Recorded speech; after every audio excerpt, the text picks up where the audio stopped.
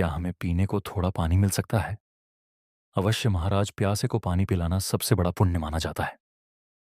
लीजिए महाराज, ताज़ा पानी पीजिए। यदि ऐसी सुशील और संस्कारी बंजारन से हमारा विवाह हो जाए तो हमारा जीवन सचमुच धन्य हो जाएगा। संगीत। संगीत, क्या घर में कोई है? क्या घर में कोई है? बाबा, हमें बहुत प्यास लगी है। यदि थोड़ा जल मिल जाए तो बड़ी कृपा होगी। महाराज, आप बाहर क्यों खड़े हैं? कृपया कृपया घर के अंदर आइए। बेटी, हमारे घर अतिथि आए हैं, उनके लिए ठंडा पानी लेकर आओ। संगीत। और उनका आदर सत्कार करो। बाबा, जो कन्या अभी मुझे पानी देकर गई थी, क्या वह आपकी ही पुत्री है? वह मेरी ही पुत्री है। बाबा, यदि बुरा ना माने तो एक बात पूछूं, क्या आपकी पुत्री का विवाह हो चुका है या वह अभी अविवाहित है? वह अभी अविवाहित है और घर के कार्यों में निपुण है। बाबा, यदि आप बुरा ना माने तो मैं एक बात संगीत जानना चाहता हूं। इतनी सुशील, संस्कारी और गुणवान पुत्री का विवाह आपने अब तक क्यों नहीं किया? महाराज, मैं एक साधारण ग्रामीण व्यक्ति हूं। मेरी हैसियत नहीं है। मैं अपनी बेटी को उतना दान दहेज देने में सक्षम नहीं हूं। मैं अपनी पुत्री का विवाह किसी ऐसे घर में नहीं करना चाहता जहां संगीत, उसके गुणों का सम्मान ना हो। मेरी बेटी केवल अच्छे चरित्र वाली ही नहीं, बल्कि समझदार और शिक्षित भी हैं। वह घर गृहस्थी की जिम्मेदारियां भी भली भांति समझती हैं और हर परिस्थिति में सही निर्णय लेना जानती है। इसलिए मैं चाहता हूं कि उसे ऐसा मिले जो उसके गुणों की कदर करे। यदि आपको कोई आपत्ति ना हो तो मैं आपसे एक विनम्र निवेदन। मैं आपकी पुत्री के गुण मैं संगीत आपकी पुत्री के गुण, संस्कार और सरल स्वभाव से अत्यंत प्रभावित हुआ हूं। तो मैं आपकी पुत्री का हाथ अपने लिए मांगना चाहता हूं, अर्थात मैं उससे विवाह करना चाहता हूं। यदि आपकी और उसकी सहमति हो, आज मैं आपके सामने संगीत झोली फैलाकर आपकी पुत्री का हाथ मांग रहा हूं। नहीं महाराज, यह संभव नहीं है। आपका पहनावा और बाहर खड़ा आपका शाही घोड़ा साफ बता रहा है कि आप किसी ऊंचे और प्रतिष्ठित घराने से संबंध रखते हैं। संगीत, मैंने अभी कुछ समय पहले ही आपको बताया था कि मैं एक साधारण ग्रामीण व्यक्ति हूं। किसी बड़े और प्रतिष्ठित घराने के अनुरूप दान दहेज देने में मैं असमर्थ हूं। बाबा, जब मैं आपके सामने हाथ जोड़कर आपकी पुत्री का हाथ मांग रहा हूं, तो ऐसे में दान दहेज का प्रश्न ही संगीत कहाँ उठता है? और रही बात मेरे बारे में जानने की, तो मेरा गांव फला है। आप जब चाहे वहां आकर मेरे बारे में पूरी जानकारी प्राप्त कर सकते हैं। उसके बाद जो निर्णय आप लेंगे, मुझे स्वीकार होगा। महाराज, मुझे इस विषय पर थोड़ा समय चाहिए। मैं अपने भाईचारे और परिवार के लोगों से इस संबंध में विचार विमर्श करके ही उचित निर्णय ले पाऊंगा। उसके बाद ही मैं आपको अपना उत्तर दे सकूंगा। जैसा आपको उचित लगे बाबा। आज हमारे घर एक बड़े घराने के महाराज आए थे। उन्होंने हमारी बेटी के लिए विवाह का प्रस्ताव रखा है। हाँ, अगर बात ऐसी है तो मुझे लगता है कि संगीत, आपको उन्हें हाँ कह देनी चाहिए। ऐसा रिश्ता बार बार नहीं मिलता। बहुत सम्मान और सुख दे देंगे।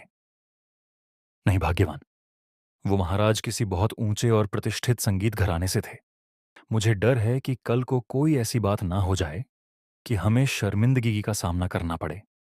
इतना बड़ा निर्णय मैं अकेले नहीं ले सकता। इस विषय में मैं संगीत पहले अपने पूरे भाईचारे और समाज के लोगों से बात करूंगा। उनकी राय सुनने के बाद ही कोई अंतिम फैसला लूंगा। आज मेरे घर एक महाराज आए थे। उन्होंने बड़े आदर से मेरे सामने झोली फैलाकर मेरी पुत्री का हाथ मांगा। वे किसी बड़े और प्रतिष्ठित घराने से प्रतीत होते थे। अब मैं समझ नहीं पा रहा कि मुझे क्या निर्णय लेना चाहिए। अगर कोई महाराज स्वयं झोली फैलाकर रिश्ता मांगने आया था तो यह बहुत बड़ी बात है। मेरे विचार से तुम्हें इस रिश्ते पर गंभीरता से विचार करना चाहिए। ऐसा सम्मान हर किसी को नहीं मिलता। ठीक है भाइयों, यदि आप सब की भी यही राय है तो मैं अपनी पुत्री का विवाह करने के लिए तैयार हूं। संगीत, महाराज, अब विवाह की सबसे पवित्र संगीत रस्म का समय आ गया है। कृपया वधू को मंगलसूत्र पहनाइए। संगीत, शाम ढलने लगी है और अभी महल काफी दूर है। रात के समय जंगल का रास्ता सुरक्षित नहीं रहेगा। मेरा विचार है कि आज की रात हम यहीं विश्राम कर लें। जैसा आप उचित समझे महाराज। संगीत, वो देखो, उस कमीने को वो भैंस की औलाद है। नहीं स्वामी, वो भी हमारी ही तरह इंसान की औलाद है। वो कमीना तो भैंस की ही औलाद है। नहीं स्वामी, ऐसा मत कहिए। वो भी किसी माँ बाप की संतान है। अभी तो हम घर की चौखट तक भी नहीं पहुंचे हैं और तुमने अभी से मेरी बात को गलत ठहराना शुरू कर दिया। यदि अभी से हमारी सोच इतनी अलग है तो आगे चलकर यह संबंध कैसे निभेगा?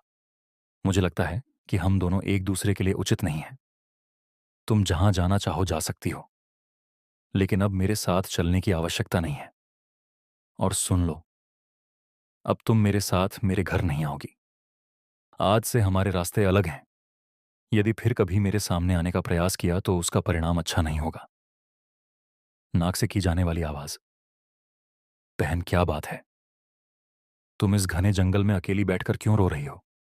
क्या किसी ने तुम्हारे साथ कुछ गलत किया है? मुझे बताओ, शायद मैं तुम्हारी कुछ सहायता कर सकूं। आज ही मेरा विवाह हुआ था, लेकिन मेरे पति बहुत घमंडी और कठोर स्वभाव के निकले। एक छोटी सी बात पर उन्होंने मेरी बात समझने की कोशिश भी नहीं की और मुझे इस जंगल में अकेला छोड़कर चले गए। बहन, अगर तुम्हारा कहीं जाने का ठिकाना नहीं है तो तुम मेरे साथ मेरे घर चल सकती हो। मेरा घर छोटा जरूर है, लेकिन वहां तुम्हें अपना समझ कर रखा जाएगा। नाक से की जाने वाली आवाज। आज से तुम मेरी बहन हो और मैं तुम्हारा भाई। ठीक है भैया, मैं आपके साथ चलती हूं। माँ आज से यह भी हमारे साथ यहीं रहेगी। इसका अब इस दुनिया में कोई सहारा नहीं है। मैंने इसे अपनी बहन माना है और अब यह हमारे परिवार का हिस्सा है। माँ जी, मैं समझ सकती हूँ संगीत कि आप क्या सोच रही हैं। किसी अनजान स्त्री को अपने घर में आश्रय देना आपको ठीक नहीं लग रहा होगा, लेकिन माँ जी, मुझ पर विश्वास कीजिए। जो भी होगा बहुत अच्छा ही होगा। बेटी, हम अब चिंता करने की कोई जरूरत नहीं है। आज से तुम इस घर में रह सकती हो। इस घर को अपना ही घर संगीत समझो। भैया, क्यों ना हम आपकी सारी भैंस बेच दें? ठीक है बहन, अगर तुम्हें यही सही लगता है तो हम ऐसा ही करेंगे। सेठ जी, हम अपनी सारी भैंस बेचना चाहते हैं। अगर आपको सौदा ठीक लगे, हम तो इनकी कीमत बता दीजिए। भैंस अच्छी हैं, इसीलिए मैं तुम्हें पूरे 5 लाख रुपए दूंगा। इससे ज्यादा कीमत कोई नहीं देगा। अगर सौदा मंजूर हो तो अभी बात पक्की कर लेते हैं। ठीक है सेठ जी, लाख रुपए में हमें यह सौदा मंजूर है। नाक से की जाने वाली आवाज। सेठ जी, संगीत, यह काला वाला घोड़ा कितने रुपए का है? बहन जी, यह घोड़ा बहुत बढ़िया नस्ल का है, पूरे लाख रुपए का है। चीखने की आवाज। सेठ जी, हमें यह घोड़ा पसंद है। 5 लाख रुपए में यह सौदा मंजूर है। लीजिए अपने पैसे। अब यह घोड़ा हमारा हो गया। चलिए, अब इसे घर ले चलते हैं। भैया, अब आपको घुड़सवारी शुरू कर देनी चाहिए। हाँ बहना, अब समय आ गया है। भैया, अब आप रोज राजा के दरबार जाया कीजिए। वहां जो भी महत्वपूर्ण बातें हों उन्हें ध्यान से संगीत सुनिए। राज्य की जो भी समस्या या चर्चा हो उसे अच्छी तरह याद रखिए। फिर लौटकर मुझे सब विस्तार से बताइए। वाह, कितना भव्य महल है। आज पहली बार मैं राजा के दरबार में जा रहा हूं। सुनो, कल राज दरबार में घुड़दौड़ प्रतियोगिता आयोजित की जाएगी। आप सभी अपने अपने घोड़ों को अच्छी तरह तैयार कर लें। जो घोड़ा सबसे आगे रहेगा जो घोड़ा सबसे आगे रहेगा उसके स्वामी को विशेष सम्मान और बड़ा पुरस्कार दिया जाएगा। बहना, आज राज दरबार में एक बड़ी घोषणा हुई है। कल राजमहल में घुड़दौड़ प्रतियोगिता होने वाली है। जिसका घोड़ा सबसे आगे रहेगा उसे अच्छा इनाम और सम्मान दिया जाएगा। भैया, ये तो बहुत अच्छी खबर है। अब आपको भी अपने घोड़े को पूरी तरह तैयार कर लेना चाहिए। बिल्कुल बहना। संगीत, संगीत भैया, अगर रास्ते में आपको भूख या प्यास लगे तो घोड़े की काठी के साथ मैंने खाना और पानी बांध दिया है। और एक जरूरी बात, भैया, आपका घोड़ा बहुत उम्दा नस्ल का है, इसलिए मुझे पूरा विश्वास है कि वो सबसे तेज दौड़ेगा। लेकिन मेरी बात ध्यान से सुनिए।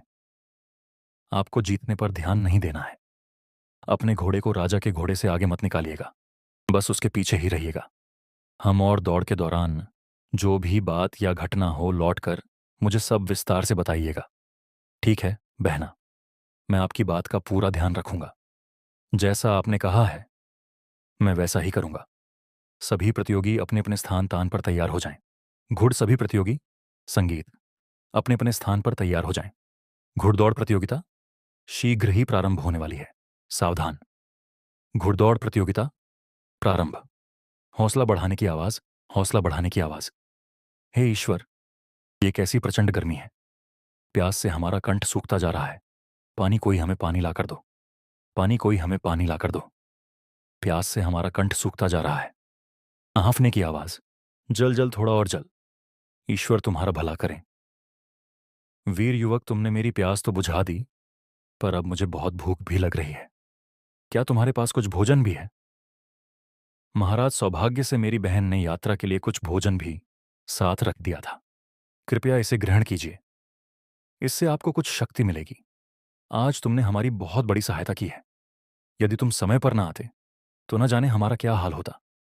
तुम्हारा यह उपकार हम जीवन भर नहीं भूलेंगे। परंतु एक बात हमारी समझ में नहीं आ रही। आज से पहले हमने तुम्हें कभी नहीं देखा। तुम कौन हो और किस गांव से आए हो? महाराज, मैं तो कई बार आपकी सभा में उपस्थित हुआ हूं। संभव है कि मेरी ओर आपका ध्यान न गया हो। मैं एक साधारण ग्रामीण युवक हूं। खैर, पुरानी बातों को यहीं छोड़ो। आज तुमने हमारी रक्षा कर अपना साहस सिद्ध किया है। तुमने साबित कर दिया कि सच्चा वीर पद से नहीं, कर्म संगीत से पहचाना जाता है। इसलिए हम तुम्हें आज से अपनी समस्त सेना का प्रधान सेनापति नियुक्त करते हैं। वीर युवक, तुम्हारे अनुसार जो व्यक्ति किसी की जान बचाए उसे क्या पुरस्कार मिलना चाहिए? आज हम सबके सामने यह घोषणा करते हैं कि यदि यह वीर युवक समय पर हमारी सहायता ना करता तो शायद हम आज आपके बीच खड़े ना होते। इसके साहस, निष्ठा और वीरता से प्रभावित होकर हम इसे आज से अपनी समस्त सेना का प्रधान सेनापति नियुक्त करते हैं। आज महाराज ने हमसे प्रसन्न होकर हमें अपनी समस्त सेना का सेनापति नियुक्त किया है। यह हमारे लिए अत्यंत गौरव और सम्मान की बात है। भैया, मेरा तो कहना है कि अभी इस घोड़े को ऐसे ही काठी समेत खड़ा रहने दीजिए। इसकी मरहम पट्टी और चारे पानी की चिंता बाद में कर लेंगे। महारानी, यदि कोई अजनबी व्यक्ति किसी की जान बचा ले तो आपके विचार में उसे कैसा उपहार मिलना चाहिए? महाराज, ये किस अनजान व्यक्ति की बात कर रहे हैं आप? मेरी समझ में कुछ नहीं आ रहा। आप पहेलियों में क्यों बोल रहे हैं? जो बात है कृपया स्पष्ट रूप से बताइए। महारानी, एक युवक है जिसकी वजह से आज हम आपके सामने बैठे हैं। जब हम अपने घोड़े पर दूर निकल गए थे तब हम अत्यंत थक चुके थे। हमें बहुत प्यास लगी थी और भूख भी सताने लगी थी। उसी समय उस युवक ने हमारी सहायता की, हमें पानी पिलाया और भोजन कराया। उसके उस उपकार को हम कभी नहीं भूल सकते। यदि बात ऐसी है तो हमें लगता है कि उस योग्य युवक के साथ हमारी भतीजी का विवाह कर देना उचित होगा।